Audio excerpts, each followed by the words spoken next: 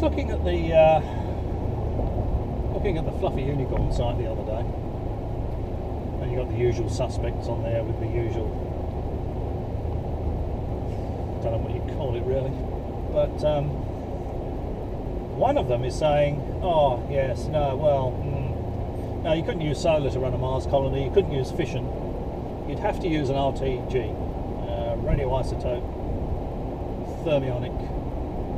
thermoelectric generator, RTG, or radiothermic generator for short, to run your colony.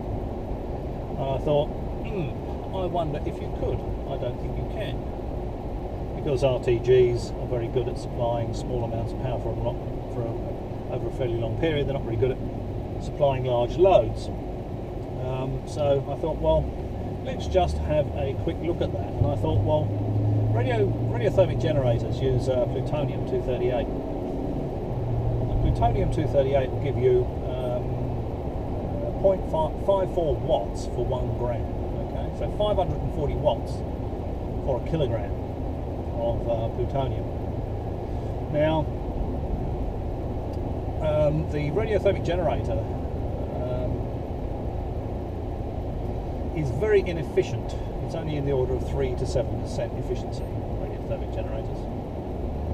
So, just to keep it simple, if we say our radiothermic generator is 5% efficient, okay, and the load, the 100% duty cycle load of the life support system as proposed by Paragon, is 15 kilowatts. So 15 kilowatts, 24/7 forever. That's the load of the life support system. So you wouldn't want a radiothermic generator to generate 15 kilowatts. You want some headroom in there. You know, you might want to plug a kettle in as well. So let's make it 20 kilowatts, 21 kilowatts. So if you want to generate 21 kilowatts from a radiothermic reaction, you're going to need 800 kilograms of plutonium. So that's nearly a ton of plutonium-238. Now, America has only recently restarted making plutonium-238. Up until a couple of years ago, they were buying it from the Russians. Couldn't believe that when I read it. You know, you've got two superpowers at each other's throats.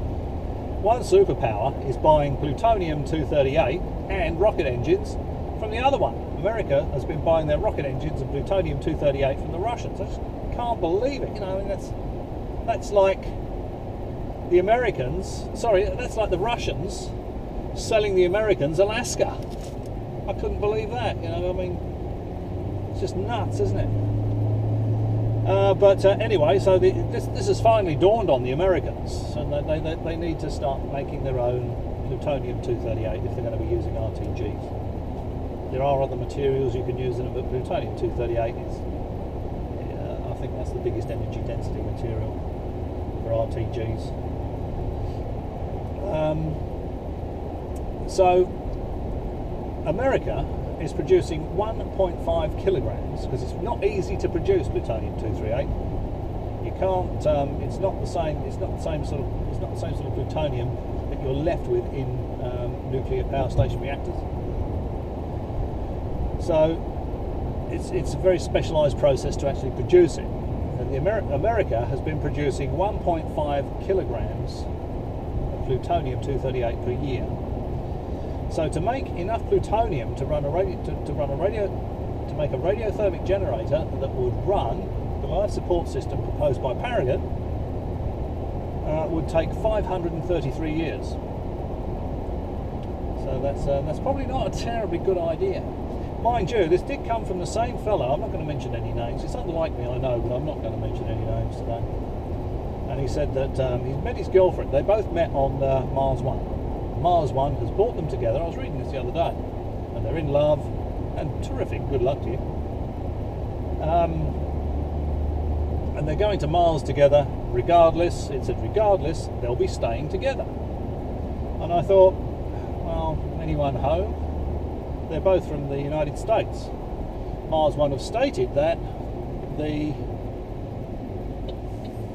crew will be made up of. Now I'm going to suspend disbelief for a minute and talk about this as though it's actually a real thing. They've said that the crew will consist of 4 people from different continents. So if they're both from the United States, they're not going to both be going, are they?